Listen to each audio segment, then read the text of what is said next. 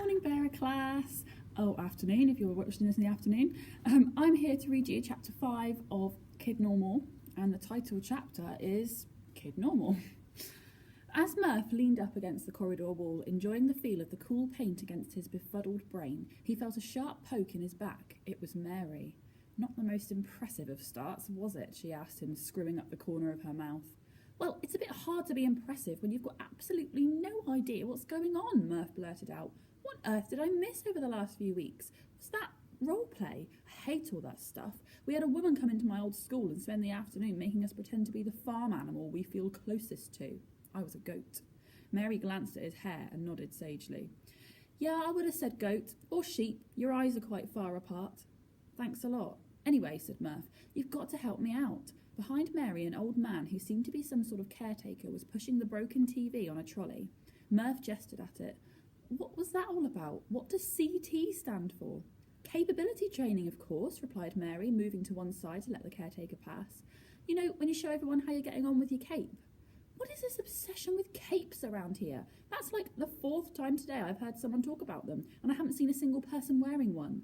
Wearing a cape? What do you think this is? Halloween school? Not the capes you wear, capes you have. You know, your capability. What's yours anyway? By the sound of it, you're like me, but without the umbrella.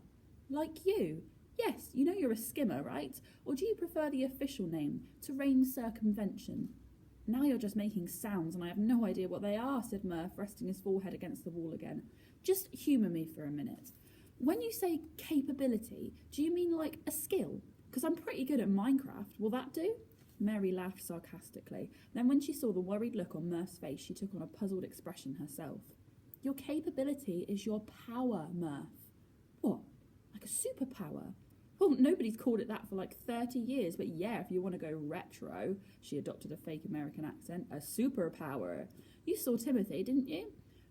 Yes, so what's his power? Sorry, his cape. He's the amazing red-faced boy, isn't he? Shame the TV broke before he got a chance to show us what other colours he can go. This time Mary didn't laugh. The TV didn't break. He made that happen. Timothy's got teletech. He can control electrical stuff. Or he will be able to when he's trained properly. Murph's brain was working overtime, and I suppose Nellie can change the colour of her hair and shut windows on demand. No, Mary actually stamped her foot. That would be silly. Thank goodness, because this whole thing was really starting to get freaky. She can control storm clouds. Right, obviously. So, what's next lesson? Climbing buildings, shooting webs out my wrist? No, actually, it's double maths. Moon maths or normal person maths? Just maths, Murph, sniffed Mary before turning away from him and disappearing into the girls' toilet. This is still a school, you know. Not much good being able to fly if you can't add up, is it? Fly? Murph thought back to his mum's conversation with Mr. Superman the previous week. Everything was becoming clear, but not in a good way. It was like unfogging the car windscreen, only to discover you were about to drive off a cliff. Actual crikey, he thought to himself, suddenly not looking forward to tomorrow's capability training lesson one little bit. These people think I can actually fly.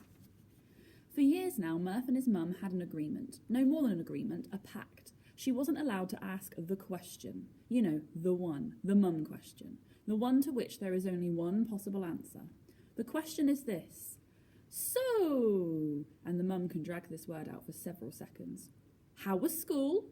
The time-honoured answer is, okay, I suppose, but it must be delivered within 0.25 seconds, so it usually sounds more like, murky suppose. Murph had made his mum agree, on pain of sulks, not to do the question anymore. So that evening, after picking a silent Murph up from the school, driving him home in silence and eating silent sausages, wordless mash and beans, Murph's mum simply sat there with her eyebrows raised and waited for Murph to give her the verdict. Andy was sleeping over at a friend's house, which should have made things easier, but each line Murph rehearsed in his head seemed worse than the last. Where on earth should he start? So you know this new school? Well, turns out it's a special secret school for kids with superpowers. Weird, eh? Anyway, I haven't got any powers, so the first lesson tomorrow is going to be a bit of a challenge. What about, so I made friends with someone who can fly? No. Mum, I really need to ask you about girls. Is it normal for them to conjure thunderstorms out of thin air? No. So instead, Murph stayed silent, and his mum gazed at him with an encouraging expression on her face that looked as if it might crumble into pieces at any moment, only it didn't. Murph looked back at his mum and managed to force a small smile. He was remembering the advice she always gave him when things felt unmanageable.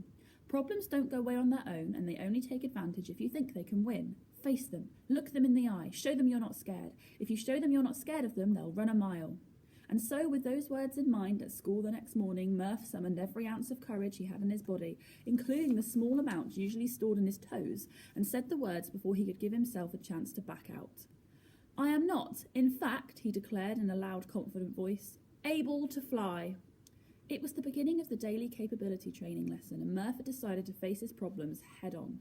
Mr. Flash had called him to the front of the class, and before he had time to clear the chairs away, Murph had stopped him with a raised hand and told the whole class he had something to share. It wasn't going down well. "What on earth are you doing at this school, then?" sputtered Mr. Flash, his head going so red it looked like a tomato with a moustache stuck to the front. Murph took a deep breath. It was time to come clean. "I have literally no idea," he said in a quiet but firm voice.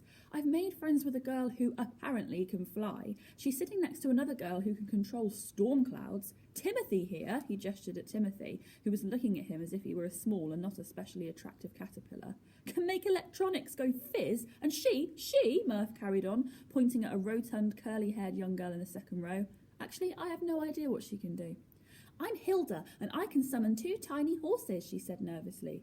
"Right, Hilda here is a horse, a tiny horse summoner. I, on the other hand, am just a normal kid." Mr. Flash really did look as if he was about to pop. He appeared to be speechless, which made him, if anything, even more like an actual tomato. Suddenly, he seemed almost to vanish as he activated his own capability, incredible speed. He flashed to the back of the classroom and peered at Murph from a distance. Then papers blew from desks as he raced back to the front so they were practically standing nose to nose. "A normal kid!" he bellowed at the top of his voice. The class erupted into shrieks of delighted laughter. 1 or 2 of Timothy's friends started chanting, and it quickly caught on. "Normal kid! Normal kid! Normal kid!" "Silence!" roared Mr. Flash, zipping around the class like a red-tipped tornado, trying to restore order. But he'd lost control, and he wasn't the only one. As he'd explained to his students on day 1, it takes concentration to keep your capability in check, and concentration had gone right out the window. With a tinkling neighing sound, 2 tiny white horses materialised out of thin air and galloped across the desktops. The replacement TV, which was standing in the corner, exploded, and a huge clap of thunder sounded outside. A tallish boy in a blue top on the other side of the classroom emitted a small noise like a balloon being let go, and his head inflated to 4 times its normal size. Amongst the chaos, the chanting continued, but gradually the words seemed to get jumbled up, and before long it sounded as if the class was chanting something else. The name, in fact, that Murph Cooper would be known from by that day forwards was Kid Normal, Kid Normal, Kid Normal. 20 minutes later, Mr. Superman was looking stressed. He'd just been given some very disturbing news. "No powers at all?" he wondered, furrowing his brow. "No, sir, none whatsoever," replied Mr. Flash. The CT teacher was standing in front of Mr. Superman's desk with his legs apart and his hands behind his back. "I thought he was joking at first, but it's true. Kid Normal, they've started calling him, taking the mick like." The head teacher thought back to his conversation with Murph's mum in the street outside the school at the end of the previous week and realised he'd made a rather stupid error, but he hadn't come to be in charge of a top-secret school by owning up to his mistakes. "Well," he gazed out the window, pretending to ponder, "there's obviously been a foul-up somewhere along the line, hasn't there?" The head teacher turned back to face Mr. Flash, thinking fast and considering his options. What would happen if he admitted he'd enrolled a non-super child to his school by accident? He'd be fired before he could say, "Whoops, I stupidly admitted a non-super kid to my super school because of a misunderstanding over the word fly." On the other hand, what would happen if Murph was allowed to stay? What would it be like for the school? What would it be like for Murph? Like most leaders throughout history at one point or another, Mr. Superman was hoping desperately that someone else would solve the problem for him. "What do you think I should do, Mr. Flash?" he mused, fake casually.